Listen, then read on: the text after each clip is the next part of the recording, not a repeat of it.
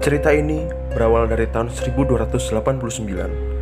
Kubilai Han, penguasa Kekaisaran Mongol dan Kaisar dinasti Yuan, mengirim utusan ke banyak negara untuk meminta mereka untuk tunduk di bawah kekuasaannya dan membayar upeti. Mensi atau Mengki, salah satu utusannya yang dikirim ke Jawa Dwipa, tidak diterima dengan baik di sana. Penguasa kerajaan Singosari, Kertanegara, tidak bersedia untuk tunduk kepada Mongol. Kertanegara lalu mengecap wajah sang utusan dengan besi panas, seperti yang biasa dilakukan terhadap pencuri, memotong telinganya dan mengusirnya secara kasar. Kubilai Han sangat terkejut dengan kejadian tersebut. Pada tahun 1292, dia pun memerintahkan dikirimnya ekspedisi untuk menghukum Kertanegara yang dia sebut sebagai orang yang barbar. Serangan ini juga memiliki tujuan yang lain. Menurut Kubilai Han sendiri, jika pasukan Mongol mampu mengalahkan Jawa, negara-negara lain yang ada di sekitarnya akan tunduk dengan sendirinya.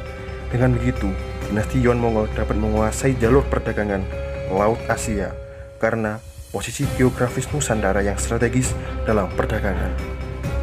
Berdasarkan naskah Yuan Shi yang berisi sejarah dinasti Yuan, 20.000 hingga 30.000 prajurit dikumpulkan dari Fujian, Jiangxi, dan Huang di Tiongkok Selatan, bersama dengan 1.000 kapal serta bekal untuk 1 tahun.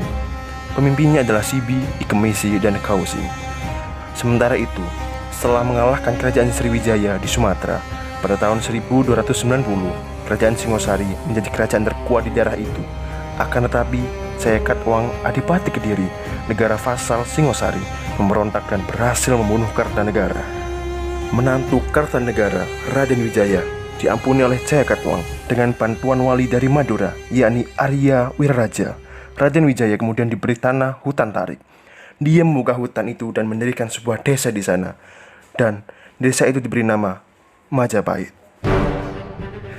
Ketika pasukan Yuan tiba di Jawa Dwipa, Raden Wijaya mengirim seorang utusan dari Madura dan memberitahu mereka bahwa Kertanegara telah tewas dalam kudeta istana dan perampas tahtanya. Wijaya berusaha bersekutu dengan mereka untuk melawan Jaya Katuang. Dia memberi pasukan Mongol peta daerah Kala. Berdasarkan Yuan Shi, Raden Wijaya pada awalnya sudah berusaha menyerang Jaya Katuang sendirian, namun tidak berhasil. Sampai kemudian dia mendengar tentang kedatangan pasukan Yuan. Raden Wijaya lalu meminta bantuan mereka. Sebagai balasannya, Raden Wijaya berjanji akan tunduk pada kekuasaan Yuan dan juga menjanjikan menghadiahi 2 orang putri jika tentara mereka berhasil menghancurkan Kediri. Setelah Jaya Katuang dikalahkan oleh pasukan Mongol, Raden Wijaya kembali ke Majapahit berpura-pura hendak menyiapkan pembayaran upeti untuk Mongol dan meninggalkan sekutu Mongolnya berpesta merayakan kemenangan mereka. Sibi dan Ikemesi mengizinkan Raden Wijaya kembali ke daerahnya untuk menyiapkan upeti serta surat penyerahan diri. Namun, Kaohsing tidak menyukai hal ini dan dia memperingatkan 2 komandan lainnya. Raden Wijaya kemudian meminta sebagian pasukan Yuan untuk datang ke negaranya tanpa membawa senjata, karena kedua putri yang dijanjikan tidak tahan melihat senjata-senjata. Akhirnya, 200 prajurit Yuan yang tak bersenjata dan dipimpin oleh 2 orang perwira dikirim ke negara Raden Wijaya. Akan tetapi, pada tanggal 19 April, Raden Wijaya dengan cepat memobilisasi pasukannya dan menyergap rombongan pasukan Yuan. Setelah itu, Raden Wijaya menggerakkan pasukannya menuju kem utama pasukan Yuan dan melancarkan serangan tiba-tiba. Dia berhasil membunuh banyak prajurit Yuan, sedangkan sisanya berlari kembali ke kapal mereka. Setelah mencapai sebuah candi, tentara Yuan disergap oleh tentara Jawa yang telah menunggu mereka. Mereka berhasil menerobos di bagian tengah, melanjutkan pelarian 123 km mereka ke arah timur dengan jalur sebelumnya. Raden Wijaya tidak menyerang Mongol secara langsung. Sebaliknya, ia menggunakan semua taktik yang memungkinkan untuk mengacaukan dan mengurangi pasukan musuh sedikit demi sedikit.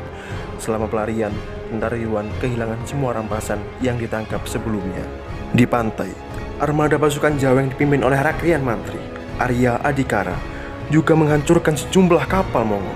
Pasukan Yuan mundur secara kacau karena angin musim yang dapat membawa mereka pulang akan segera berakhir, sehingga mereka terancam terjebak di Pulau Jawa untuk 6 bulan berikutnya.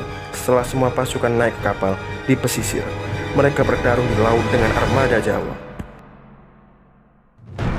Setelah itu, bendera Sanggulah Kelapa dikibarkan sebagai panji kemenangan pasukan Raden Wijaya dalam pertempuran pertama melawan pasukan dinasti Yuan, dan terinspirasi lahirnya bendera Indonesia, Sang Saka Merah